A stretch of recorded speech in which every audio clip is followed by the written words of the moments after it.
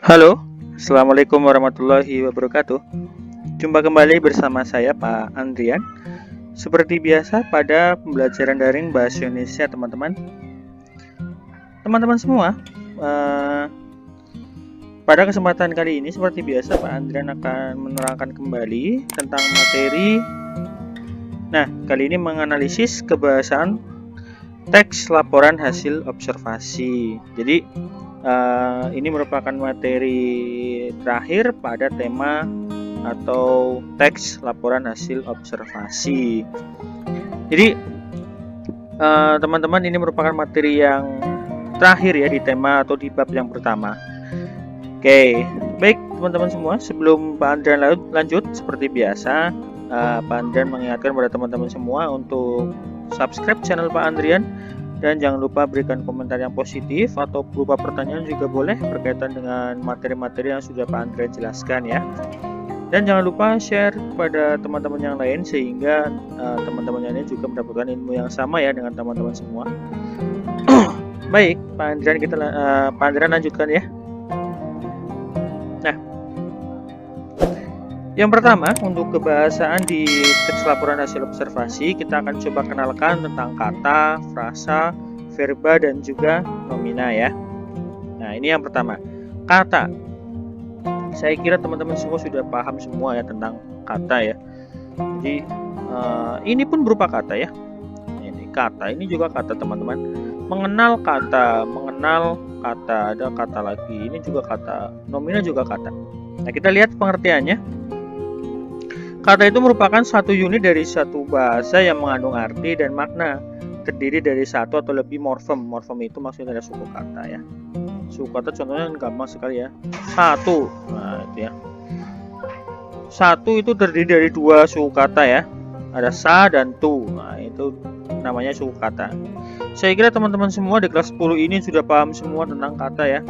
Saya kira sudah dipahami semua mungkin di SMP ya teman-teman. Jadi itu kata ya, satu unit dari suatu bahasa yang mengandung arti atau makna. Oke, itu kata. Pak Andrian akan cepat saja ya di sini ya, saya kira karena kalian sudah paham semua. Nah, kita selanjutnya yang kedua. Ini mungkin yang agak baru teman-teman, frasa ya. Frasa, kalau tadi ada kata, sekarang frasa. Frasa itu berarti tingkatannya lebih tinggi dari kata ya. Jadi frasa adalah gabungan kata yang bersifat non predikatif, berupa gabungan kata yang berarti frasa setidaknya ini terdiri dari dua kata ya. Jadi maksudnya itu adalah gabungan kata, berarti ada gabungan kata, berarti lebih dari satu kata. Oke. Oleh karena itu, berupa gabungan kata berarti frasa setidaknya terdiri dari dua atau lebih ya. Nanti kita lihat contohnya di slide berikutnya. Itu ya frasa, gabungan dua kata yang bersifat non predikatif atau tidak ada predikatnya. Baik. Dan yang selanjutnya adalah verba. Ini verba saya kira sudah paham semua. Verba merupakan kata kerja ya. Ya, verba atau kata kerja adalah kelas kata yang menyatakan suatu tindakan, keberadaan, pengalaman, atau pengertian dinamis lainnya. Jadi maksudnya kalau verba itu ya jelas kata kerja. Ya, kata kerja. Itu verba. Nomina. Baik, ini dia. Nomina atau kata benda ya. Nomina, bukan nominal ya. Kalau nominal beda lagi. Ini nomina tanpa L ya. Jadi nomina adalah kata benda atau kelas kata yang menyatakan nama dari seseorang, tempat, ataupun semua benda. Itu juga nomina. Baik, itu merupakan keempat kebahasaan yang pertama ya. Jadi ada kata, frasa, verba maupun nomina. Baik, sebelum lanjut teman-teman silahkan tulis pertanyaan kalau ada pertanyaan berkaitan dari keempat hal ini yang tadi saya jelaskan, ataupun kalau yang kurang jelas silahkan kalian berikan komentar atau pertanyaan di bawah ya, di kolom komentar. Baik, dan lanjutkan. Kita lihat contoh-contohnya ya teman-teman. Yang pertama, contoh kata. Yang pertama ada kata dasar. Ini ada sapu, kerja, tulis, pulang. Kalau kita bentukan atau kita proses afiksasi ya. Jadi kalau sapu imbuhannya me, jadi menyapu, S-nya hilang. Oke. Kerja tambah imbuhan mengerjakan, bukan mengerjakan ya. Tulis mendapat imbuhan menjadi menulis. bukan menulis. Ulang, mendapatkan imbuhan me dan juga akhiran kan, berarti memulangkan, bukan memulangkan. Oke, itu contohnya kata yang gampang sekali. Banyak sekali contoh yang lain, hanya berikan 4 saja yang sekiranya sudah kalian dapati ya. Itu kata. Kemudian kita lihat contoh yang lain, yaitu frasa. Frasa seperti tadi yang sudah saya jelaskan, itu adalah bentukan kata ya, berarti terbentuk dari gabungan kata ya. Gabungan kata berarti ada lebih dari satu kata. Oke, sapu tadi ya, ada kata sapu ya. Ini kita lihat ada kata sapu. Kemudian kalau menjadi frasa, kita tambah saja ada 2 sapu seperti itu. Atau ini sapu, itu sapu ya, terdiri dari 2 kata, ada 2 dan juga sapu, ada ini dan juga sapu, ada itu dan juga sapu, maka ini disebut sebagai frasa. Baik, kita lihat di dalam sebuah kalimat, contoh 2 sapu frasanya ya. Kalau dalam kalimat, saya memiliki 2 sapu. Oke, 2 sapunya ini termasuk ke dalam frasa. Itu teman-teman, gampang sekali ya. Kalau ditanya, coba analisis kalimat berikut ini, mana yang merupakan frasa? Ya, saya memiliki 2 sapu, maka yang termasuk frasa berarti adalah 2 sapu. Kenapa bukan saya memiliki? Karena saya memiliki ini termasuk sudah memiliki predikat. Tadi kan kalau frasa itu non predikatif. Saya itu sebagai subjek ya. Memiliki sebagai predikat. Ya. 2 sapu, nah, ini yang objeknya. Oke, seperti itu teman-teman. Mudah sekali ya.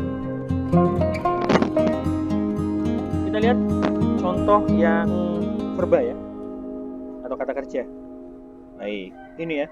Tadi ada kata sapu, kerja, tulis, pulang.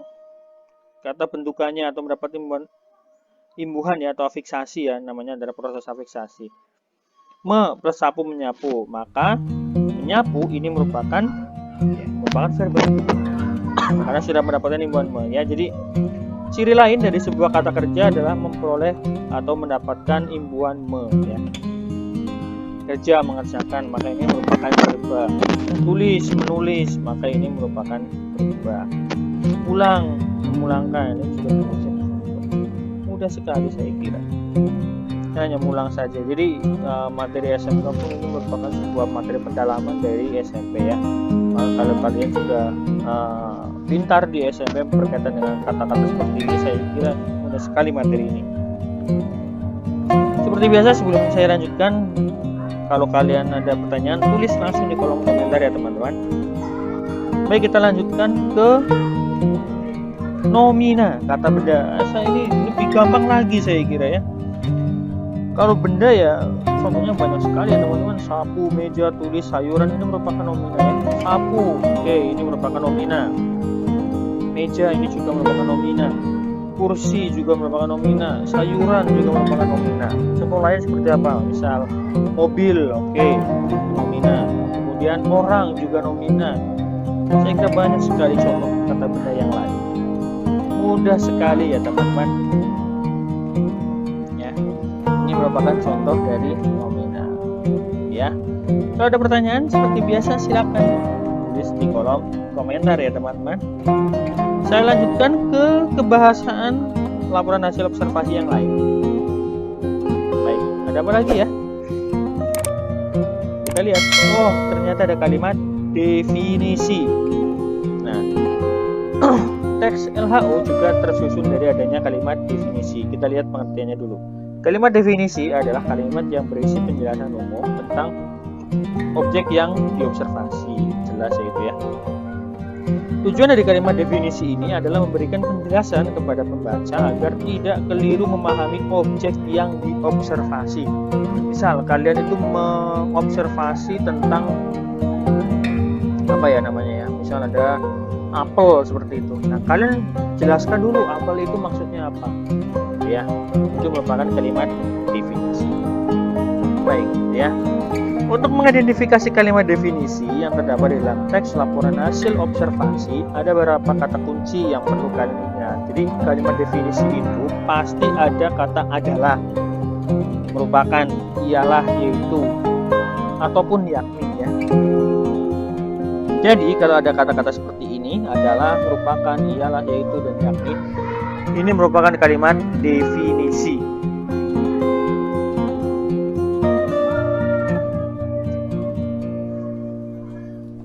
Itu ya. Contoh kalimatnya kita lihat. Laptop adalah merupakan perangkat elektronik yang menjalankan sebuah sistem operasi yang dapat membantu manusia modern dalam menyelesaikan pekerjaan. Nah itu ya, ada kata adalah di sini. Jadi nanti kalian bisa menganalisa. Kalau ada kata adalah seperti ini, berarti ini termasuk kalimat definisi. Itu ya teman-teman. Nah, itu merupakan kalimat definisi. Jadi sekali lagi, kalimat definisi adalah kalimat yang berisi penjelasan umum tentang objek yang akan diobservasi. Itu.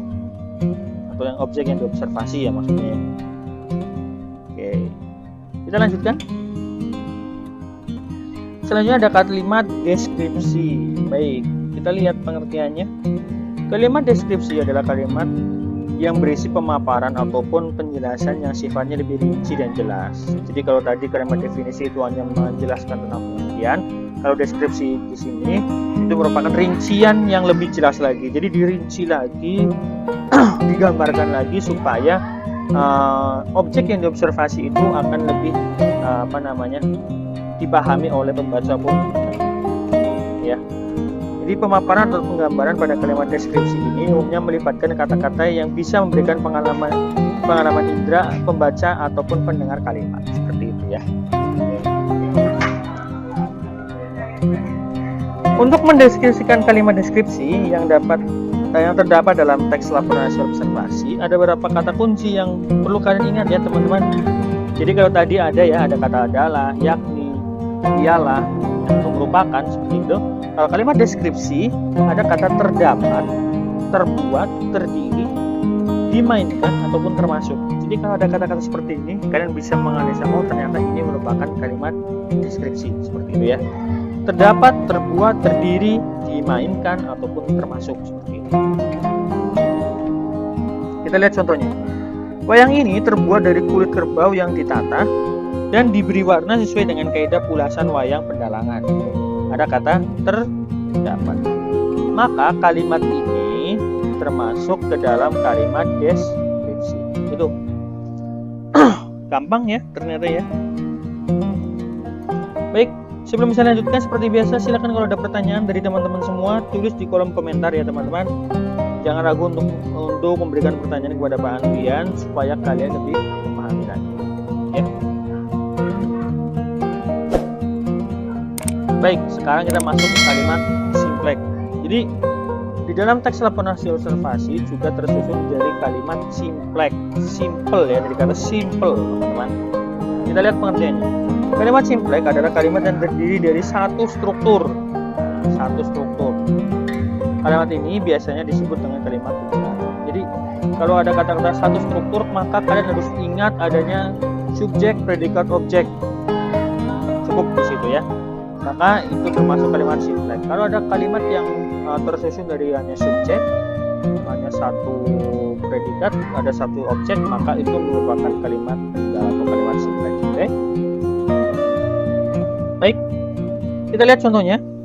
Andi makan roti di kantin sekolah. Andi makan roti di kantin sekolah. Coba kita lihat strukturnya.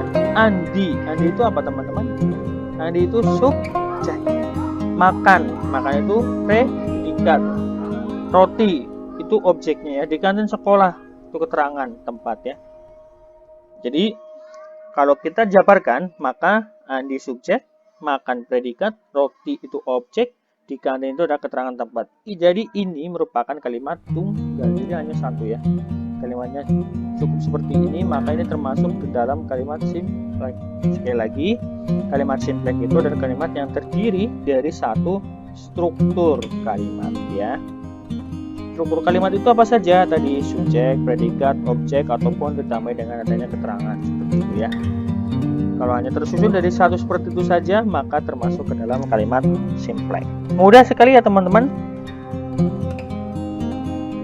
Oke, kita lihat perbedaannya dengan kalimat kompleks. Ada simplex, sekarang ada kompleks. Kalimat kompleks adalah kalimat yang terdiri dari satu struktur, atau ini untuk mendefinisikannya sangat mudah sekali. Ya, lebih dari satu struktur, teman-teman. Maka dari itu, kalau tadi kalimat simpleks hanya terdiri dari satu struktur, kalau ini lebih dari satu struktur, maka bisa terdiri dari dua struktur ataupun tiga struktur. Itu merupakan kalimat kompleks. Kita lihat contohnya. Contoh kalimat kompleks yang setara, ini ya, setara ya. Jadi nanti kalimat kompleks itu dibedakan menjadi dua. Yang pertama ada kalimat kompleks setara, dan kedua kalimat kompleks bertingkat. Ya, sama saja dengan kalimat majemuk setara ataupun majemuk bertingkat, seperti itu, sama ya. Kita lihat dulu contoh yang ini. Andi makan roti dan pisang di kantin sekolah. Ya, kalau setara itu pasti terdapat kata-kata, ada kata dan ataupun tetapi. Ya. Andi makan roti dan pisang, ada kata dan ya teman-teman, di kantin sekolah. Maka ini bisa disebut dengan kalimat kompleks yang setara. Kelelawar aktif pada malam hari tetapi tertidur di siang hari, ada kata-kata tetap. Ini terdiri dari dua struktur yang berbeda ya. Kita lihat yang bertingkat. Nah, contoh kalimat kompleks bertingkat biasanya terdapat kata karena, ketika, bahwa, walaupun, sebab, ya, ataupun sehingga ya. Kelelawar akan bangun pada malam hari ketika kita sedang tertidur. Ini dua hal yang berbeda ya. Kalau tadi dua hal yang sama, roti dan pisang aktif pada malam hari tetapi tertidur di siang hari, itu merupakan kalimat yang setara. Kalau ini adalah bertingkat ya, karena ada kata-kata ketika ya. Jadi itu merupakan kalimat kompleks. Kalau yang tadi adalah kalimat simpleks. Sekali lagi, kalau kalimat simpleks itu kalimat yang terdiri dari satu struktur kalimat. Kalau kompleks lebih dari satu struktur, bisa dua ataupun tiga. Mudah sekali ya teman-teman. Jadi nanti silakan kalian saksikan video ini secara penuh sehingga nanti kalian bisa memahaminya dengan baik. Kemudian kalau kalian sudah memahami dengan baik, boleh kalian sampaikan materinya ini kepada teman-teman yang lain sehingga teman-teman yang lain juga mendapatkan ilmu yang sama gitu ya. Nah, kita berakhir di penggunaan data numerik atau angka ya. Nah, ini kaidah kebahasaan yang terakhir dalam teks laporan observasi itu adalah penggunaan data numeriknya ya. Biasanya di dalam teks laporan hasil observasi itu pasti ada data ya, ataupun jumlah, bisa juga seperti itu ya. Itu merupakan penggunaan data numerik ya, namanya numerik ya, dari kata nomor. Jadi fungsi data ini sebagai penunjang deskripsi tentang objek observasi ya. Misalnya kita hendak menulis laporan hasil observasi tentang jumlah hewan, maka dari itu kalian pasti akan mendatangkan adanya data ya, jumlahnya itu, nominalnya itu berapa, seperti itu ya. Maka di sini numerik itu hadir. Misalnya jumlah populasi hewan gitu ya. Contohnya kita lihat. Setiap tahun populasi harimau Sumatera mengalami penurunan sebanyak 10%, seperti itu ya. Nah, teman-teman semua, terima kasih telah menyaksikan video Pak Andrian sampai selesai. Saya kira untuk pembahasan teks laporan observasi ini sangatlah mudah, maka dari itu silakan kalian saksikan video ini tanpa adanya skip. Oleh karena itu, Pak Andrian selalu mengatakan kepada kalian tetap jaga jarak ya teman-teman. Jangan lupa untuk selalu menjaga kesehatan kalian. Terima kasih, tetap semangat belajar. Pak Andrian akhiri. Assalamualaikum warahmatullahi wabarakatuh.